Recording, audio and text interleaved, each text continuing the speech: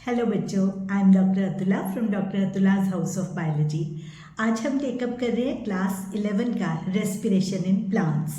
Plant physiology का ये photosynthesis के बाद वाला चैप्टर है। इसमें कुछ प्रोडक्ट्स वगैरह ऐसे भी आएंगे जो हम देख रहे हैं कि फोटोसिंथेसिस के टाइम पे ये यूटिलाइज हो रहे थे।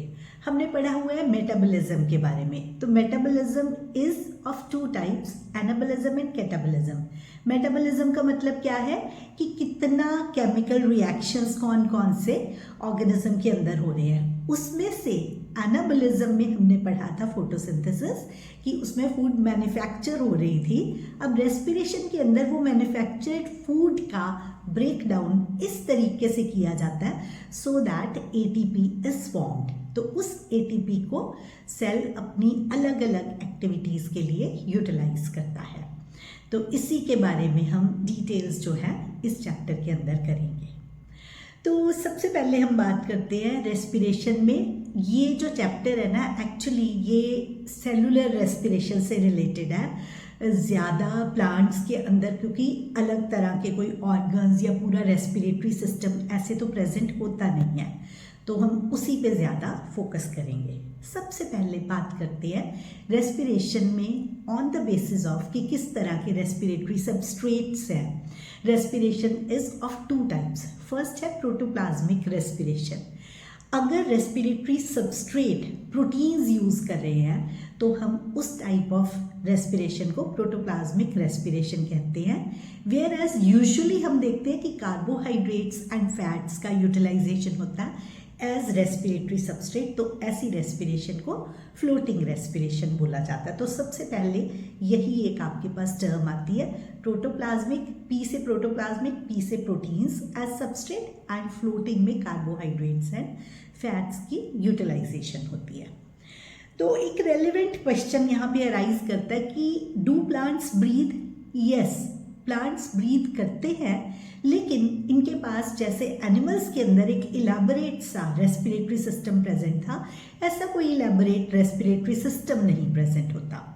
अब उसके ना मल्टीपल रीजंस हैं। तो अगर हम लॉजिकली देखें तो सबसे पहले देखें कि जो प्लांट है ना, इसके सेल्स अपनी अपनी नीड्स के बारे में, आपको वैसे भी पता है ना कि कोई ऐसे सिस्टम्स नहीं होते। अपनी अपनी नीड्स को प्लांट के सारे पार्ट्स अपने आप से ही फुलफिल कर लेते हैं।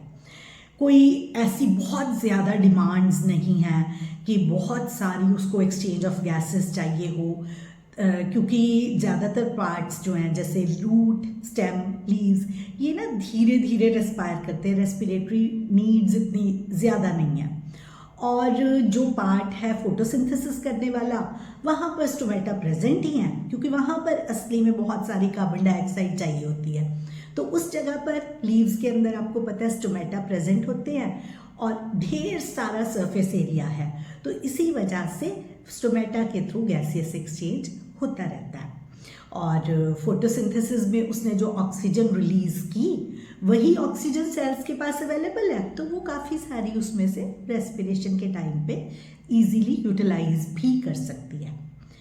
इवन आफ्टर दैट अगर हम देखें तो इधर उधर ना कंडक्शन वाला पार्ट नहीं है। हमारे में क्या होता है कि कंडक्टिंग सिस्टम बहुत लंबा है ना। हम नाक से ब्रीथ करते हैं तो वो सारा हमारा जो एरिया है जो कंडक्ट करके लेके जाता है टिल एल्वियोलाई। ऐसा कोई सिस्टम यहाँ पर नहीं है। अगर डिस्टेंसेस हैं भी प्लांट में तो वो डिस्टेंसेस इतने ज़्यादा नहीं होते as compare to that in animals. उसके अलावा अगर हम देखें कि ना जितना भी प्लांट का लिविंग टिश्यू है वो ऑलमोस्ट बार्क के साइड पे, आपने देखा ही है कि जो सैप वुड होती है, SAP would is living would, तो वो लिविंग वुड बाहर वाली साइड पे है। इसी तरह से जितनी लीव्स हैं उनके पास स्टोमेटा है। अगर वो स्टेम है, बार्क के अंदर लेंटिसेल्स होते हैं विच आर स्पेशलाइज्ड स्ट्रक्चर जो कि गैसियस एक्सचेंज के लिए रिस्पॉन्सिबल होते हैं। तो ओवरऑल मिलाकर देखा जाए तो कोई ऐसा बहुत कॉम्प्लिकेटेड रेस्पिरेटरी सिस्टम रिक्वायर्ड नहीं होता प्लांट को। इसके अलावा जहाँ पर एपिडर्मिस के बाद कॉर्टिकल रीजन है, वहाँ पर पेरेन्काइमेटस सेल्स हैं। पेरेन्काइमेटस सेल्स लूजली प्लेस्ड हैं तो वो लूजली प्लेस्ड है, बीच में इंटरसेलुलर स्पेसेस है, तो वहाँ पर भी गैसियस एक्सचेंज आसानी से हो जाता है। तो stomata, lenticel and parenchymatous cells with loose tissue, that is presence of intercellular spaces. इस वजह से प्लांट को कोई खास रिक्वायरमेंट्स नहीं होती हैं स्पेशलाइज्ड रेस्पिरेटरी स्ट्रक्चर्स की। तो इसके अंदर अगर हम देखें बेसिकली प्लांट के पास क्या होता है, ग्लूकोज की प्रेजेंस होती है। तो ग्लूकोज में क्या है, C6H12O6 ग्लूकोज का स्ट्रक्चर, हेक्सोसिस होते हैं ना ये 6 कार्बन कंपाउंड्स, इसमें ऑक्सीजन 6O2 मिलाने से 6CO2 plus 6H2O and energy is released. तो ये पता है कैसे है, ये हमें देखने में एक छोटी सी इक्वेशन लग रही है ना कि ये इक्वेशन है, इस तरीके से ग्लूकोज से फटाफट से ऑक्सीजन एडअप करने से एनर्जी रिलीज हो जाती है। इन एक्चुअल ऐसा नहीं होता है, ये एक एंजाइम मीडिएटेड बहुत सारे स्टेप्स में धीरे धीरे एनर्जी रिलीज होती है। देखो कितना मेथोडिकली ये सारा प्रोसेस होता है कि अगर ये इकट्ठी एनर्जी रिलीज हो जाए वो तो हीट प्रोड्यूस करेगी और हीट से सारे टिश्यूज़ की डेथ हो जाएगी। लेकिन कैसे होता है, ये धीरे धीरे इतने स्टेप वाइज छोटे छोटे अमाउंट्स में ये एनर्जी रिलीज होती है सो दैट एटीपी की फॉर्म में इस एनर्जी को चैनलाइज किया जा सके। आपको पता है ATP is energy currency of a cell. तो ये स्टेप्स में धीरे धीरे स्लो अमाउंट्स में एटीपी रिलीज होता रहता है। अब इस प्रोसेस के अंदर ऑक्सीजन की रिक्वायरमेंट होती है। जहाँ ऑक्सीजन है वहाँ पर एरोबिक रेस्पिरेशन, जहाँ ऑक्सीजन नहीं यूटिलाइज हो रही उसको बोलते हैं एनारोबिक रेस्पिरेशन। यहाँ पर 2 टर्म्स आती हैं, ऑब्लिगेट एंड फैकल्टेटिव। तो कुछ प्लांट्स तो ऐसे होते हैं जो कुछ ऑर्गेनिजम्स जो फैकल्टेटिव एनारोब्स हैं। फैकल्टेटिव एनारोब्स का मतलब क्या है कि बेसिकली वो एरोबिक हैं but they can survive in anaerobic conditions. लेकिन इसके कंट्रास्ट में ऑब्लिगेट एनारोब्स क्या है, जो सिर्फ एनारोबिक कंडीशंस में ही रिस्पायर कर सकते हैं। तो विद दिस इंट्रोडक्शन अब हम डायरेक्टली उस पर लीन करते हैं कि क्या इसका प्रोसेस होता है रेस्पिरेशन का। तो जो सेलुलर रेस्पिरेशन है ना, इसको अगर हम देखें तो आप अब समझ गए होंगे कि एरोबिक और एनारोबिक रेस्पिरेशन 2 तरह की रेस्पिरेशन है, जिसमें से aerobic needs oxygen whereas anaerobic में ऑक्सीजन की रिक्वायरमेंट नहीं है। क्या होता है कि एक कॉमन पाथवे है, we call it Embden Meyerhof partners pathway. क्यों बोला जाता है इसे एम्डन-मेयरहोफ पार्टनर्स? 3 साइंटिस्ट थे जिन्होंने इनको अलग अलग से इस फर्स्ट कॉमन स्टेप को ढूंढा था, क्योंकि इस स्टेप में पार्शियल ऑक्सीडेशन ऑफ ग्लूकोज होती है, that's why we call it glycolysis. इस स्टेप का नाम है, तो वी कॉल इट ग्लाइकोलिसिस या एम्डन-मेयरहोफ पार्टनर्स पाथवे या EMP पाथवे। इसका साइट है साइटोसोल या साइटोप्लाज्म। तो सेल के साइटोप्लाज्म के अंदर ग्लाइकोलिसिस होता है। उसके बाद अगर वो एरोबिक रेस्पिरेशन का पाथवे लेगा, मतलब अगर ऑक्सीजन की सप्लाई है, तो यूकेरियोट्स के अंदर वो माइटोकॉन्ड्रिया में सारा बाकी का प्रोसेस होगा। अगर वो एनारोबिक रेस्पिरेशन फॉलो कर रहा है तो एनारोबिक रेस्पिरेशन को हम बोलते हैं फर्मेंटेशन, तो वो माइटोकॉन्ड्रिया में नहीं जाएगा। तो फर्स्ट हम स्टार्ट करते हैं ग्लाइकोलिसिस से। इसको अगर आप केमिस्ट्री के व्यू पॉइंट से थोड़ा सा अंडरस्टैंड करके याद करोगे तो आपको ज़्यादा इश्यूज नहीं आएंगे। तो इसमें क्या है, आप देख सकते हो ग्लाइकोलिसिस में एक पूरा पहले आप उसका एक स्केलेटन याद कर लो। स्केलेटन मीन्स कि जैसे ग्लूकोज से नेक्स्ट स्टेप से नेक्स्ट स्टेप, ये कैसे कैसे स्टेप्स होते हैं। तो we start with glucose. Glucose से ग्लूकोज 6 फॉस्फेट, उससे fructose 6 phosphate, fructose 1,6 bis phosphate से 3 फॉस्फोग्लिसरैल्डिहाइड और डाइहाइड्रोक्सी एसीटोन 3 फॉस्फेट की फॉर्मेशन होती है। उससे उसकी कन्वर्जन होती है इनटू 1,3 बिस फॉस्फोग्लिसरिक एसिड से 3 phosphoglyceric acid to 2 phosphoglyceric acid, phosphoenol pyruvate से पायरुविक एसिड। तो ये तो एक पहले आप इसका स्केलेटन याद कर लो। उसके बाद अगर आप थोड़ा सा लॉजिक लगा के चलोगे तो आपको ये सारा का सारा लर्न करना बड़ा कन्वीनियंट हो जाएगा। लेट अस सी कैसे। फर्स्ट स्टेप इज ग्लूकोज से ग्लूकोज 6 फॉस्फेट का बनना। We call it phosphorylation of glucose. Phosphorylation का मतलब क्या है? Formation of ATP. इसका मतलब जो formation of phosphorylation means phosphorus का एडअप हो जाना। तो ग्लूकोज से ग्लूकोज 6 फॉस्फेट बनने में एक एटीपी यूटिलाइज हो रहा है, adenosine triphosphate is converted into ADP, adenosine diphosphate. इस प्रोसेस में हेक्सोकाइनेज एंजाइम यूटिलाइज होता है। जहां पर भी कहीं एटीपी की इन्वॉल्वमेंट है वहां पर एंजाइम इज हेक्सोकाइनेज। तो हेक्सोज वर्ड यहाँ पर ग्लूकोज के लिए, क्योंकि it is a 6 carbon compound.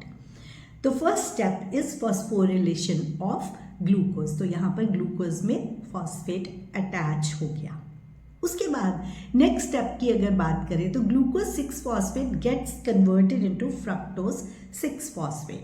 Glucose से फ्रक्टोज का बनना, आइसोमरिज्म हो रहा है यहाँ पर। तो the second step is isomerisation. Fructose 6 phosphate में अगेन अब एटीपी से फॉस्फोरस लेकर, फॉस्फेट ग्रुप लेके उसकी फॉस्फोरिलेशन हो रही है। तो it is the step is called formation of fructose 1,6 bis phosphate. इस फ्रक्टोज 1,6 बिस फॉस्फेट की स्प्लिटिंग हो जाती है इनटू ट्रायोजेस। ये 6 कार्बन मॉलिक्यूल था। ट्रायोजेस मीन्स 3 कार्बन के 2 कंपाउंड्स बन जाएंगे। तो one compound is 3-phosphoglyceraldehyde and the other compound is dihydroxyacetone 3-phosphate। आपको ये याद रखना है, एनसीईआरटी में डाईहाइड्रोक्सी एसीटोन फॉस्फेट लिखा हुआ है, उसकी पोजीशन 3 फॉस्फेट है। तो अब ये हमारी जो दोनों फॉर्म्स है PGAL मतलब phosphoglyceraldehyde as well as dihydroxy acetone, ये आइसोमेरिक फॉर्म्स है। तो ये अगेन आइसोमराइजेशन वाला स्टेप हो गया। अब जो PGAL है, जो फॉस्फोग्लिसराल्डिहाइड था 3-phosphoglyceraldehyde, उसकी ऑक्सीडेशन हो जाती है। तो इस प्रोसेस के अंदर हम देखेंगे कि यहाँ पर एक जो है NADPH की फॉर्मेशन हो रही है, क्योंकि प्रोडक्ट ऑक्सीडाइज हो रहा है। तो उसमें से उसने जो H आयंस थे वो NAD ने पिकअप कर लिए, तो अब वो बन गया NADH which is reducing form. इस ऑक्सीडेशन के बाद जो नेक्स्ट स्टेप है वो बनते हैं 1,3 बिस फॉस्फोग्लिसरिक एसिड। 1,3 बिस फॉस्फोग्लिसरिक एसिड जो है इसकी सबस्ट्रेट लेवल फॉस्फोरिलेशन हुई, तभी फॉर्मेशन PGAL के बाद ये नेक्स्ट स्टेप आ गया। तो फॉस्फोरिलेशन में क्या हुआ? अब यहाँ पे क्या हुआ? ATP की फॉर्मेशन हुई। पहले हमारे पास ATP की यूटिलाइजेशन हो रही थी 2 जगह पे, अब क्या हुआ? यहाँ पर ATP की फॉर्मेशन होगी। नेक्स्ट स्टेप में अगर हम देखें 1,3 बिस फॉस्फोग्लिसरिक एसिड है, तो उससे 3-phosphoglyceric एसिड बन गया, क्योंकि यहाँ से एक फॉस्फेट ग्रुप जो था वो निकल के ATP में चला गया था। अब ये जो 3-phosphoglyceric एसिड बना, ये 2-phosphoglyceric एसिड में कन्वर्ट हो गया। यहाँ पर जो स्टेप है उस पर एंजाइम यूज्ड इज म्यूटेज, क्योंकि पोजीशन चेंज हो गई है ना। देन जो 2-phosphoglycerate है that gets converted into phosphoenol pyruvate. अब हुआ क्या है? इसमें डिहाइड्रेशन हो गई है, मतलब वाटर इज रिमूव्ड। इसके बाद 2-phosphonol पायरुवेट जो है वहां से जो है मॉलिक्यूल ऑफ पायरुविक एसिड बन गया। अब आप देखो कि ये सारा कुछ PGAL से बन रहा है, 3-phosphoglyceraldehyde से। उसकी ऑक्सीडेशन से ये प्रोसेस स्टार्ट हुआ था ना। तो जो कुछ PGAL मतलब 3-phosphoglyceraldehyde बना रहा है, वही सारा मटेरियल डाईहाइड्रोक्सी एसीटोन 3-phosphate भी बना रहा है। तो इसका मतलब जो भी प्रोडक्ट्स बनेंगे कहाँ से ऑनवर्ड्स? 1,3 बिस फॉस्फोग्लिसरिक एसिड ऑनवर्ड्स, वो सारे मल्टीप्लाई बाय 2 होंगे। आप एक उस पर देख सकते हो कि स्टेप में 2 × लिखा हुआ है। This is the main reason कि ग्लूकोज से स्टेप 1 से हम चले थे, एंड में आके 2 मॉलिक्यूल्स ऑफ पायरुविक एसिड बन रहे हैं। आई होप आपको ये कंसेप्ट समझ आ गया हो, क्योंकि हमारे पास जब स्प्लिटिंग हुई थी तो हेक्सोजेस जो थे वो ट्राइओजेस में, 2 तरह के ट्राइओजेस में कन्वर्ट हो गए थे, PgAl और डाइहाइड्रोक्सी एसीटोन 3-फॉस्फेट। जो चेन दिखाई है वो सारी PgL के नीचे है कि वो जो फॉर्मेशन हो रही है पायरुविक एसिड की, लेकिन वही सब कुछ डाइहाइड्रोक्सी एसीटोन 3-फॉस्फेट भी बना रहा है, बिकॉज इट इज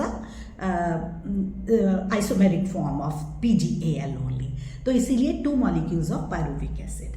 अब बड़ी इंटरेस्टिंग बात है, ये ग्लूकोज से 2 मॉलिक्यूल्स ऑफ पायरुविक एसिड बन गए हैं, लेकिन ये ग्लूकोज कहाँ से आया? प्लांट के अंदर ग्लूकोज तो होता नहीं है, प्लांट के अंदर होता है सुक्रोज। तो सुक्रोज के ऊपर इन्वर्टेज एंजाइम एक्ट करता है, वो ग्लूकोज और फ्रक्टोज में कन्वर्ट कर देता है इसको, फिर वहाँ से वो ग्लूकोज पिक किया और ये ग्लाइकोलाइसिस के प्रोसेस में आया। तो आप देख सकते हो यहाँ पर हमारे पास सबस्ट्रेट लेवल पे फॉस्फोरिलेशन भी हो रही है, एटीपी का यूटिलाइजेशन भी हो रहा है, एटीपी का सिंथेसिस भी हो रहा है, रिड्यूसिंग पावर भी बन रही है। तो आपके जो क्वेश्चंस हैं उनकी फ्रेमिंग भी ऐसे ही होगी। पहले तो आएगा 10 एंजाइम मीडिएटेड रिएक्शंस हैं ग्लाइकोलाइसिस में। साइंटिस्ट का नाम एम्डन मेयरहॉफ बार्नेस, तीनों। साइटोसोल इसका साइट हो गया। है क्या ये है जो partial oxidation of glucose. It is a common pathway for aerobic and anaerobic respiration. इसके बाद नंबर ऑफ ATP यूटिलाइज्ड और किस जगह पर यूटिलाइज हो रहे हैं, किस प्रोसेस में। तो नंबर ऑफ ATP यूटिलाइज्ड आप देख सकते हो, पूरा जो आगे वाला प्रिपरेटरी फेज कहलाता है, स्प्लिटिंग से पहले तक का फेज। उसके बाद जो है बाकी का स्प्लिटिंग के ऑनवर्ड्स इज कॉल्ड पे ऑफ फेज। प्रिपरेटरी फेज को प्रिपरेटरी फेज क्यों कहते हैं? क्योंकि यहाँ पर वो 2 ATP के मॉलिक्यूल्स को यूटिलाइज करके तैयारी कर रहा है। पे ऑफ फेज में 2 मॉलिक्यूल्स ऑफ NADPH की फॉर्मेशन हो रही है विच इज रिड्यूसिंग पावर, और 2 जगह पर 2 मॉलिक्यूल्स ईच ऑफ ATP बन रहे हैं। तो इस हिसाब से अगर हम देखें तो ATP utilised is 2 ATP, ATP synthesised is 2 + 2 4 ATP। NADH की फॉर्म में जो ATP है वो, क्योंकि 2 NADH मॉलिक्यूल्स हैं, तो 2 NADPH वाला पार्ट जो है वो 3 ATP मॉलिक्यूल इंटू 2, 3 × 2 6 ATP बना रहा है। टोटल अगर हम देखें तो गेन किया 6 ATP + 4 ATP इज 10 ATP, जिसमें से 2 ATP यूटिलाइज होने की वजह से net gain of energy is 8 ATP। तो आई थिंक आपको ये सारा बिल्कुल क्रिस्टल क्लियर होना चाहिए कि आप किस स्टेप पर ATP यूटिलाइज कर रहे हो या सिंथेसाइज कर रहे हो, NADPH कहाँ बन रहा है, कौन से एंजाइम्स इस सारे प्रोसेस में इन्वॉल्व हैं और कौन कौन से रिएक्शंस इसके हो रहे हैं। इसको आप बिल्कुल अच्छे से प्रॉपर वे में अगर याद कर लेते हो, इससे रिलेटेड सारे MCQs आपके सॉल्व हो जाएंगे। इस वीडियो में इतना ही।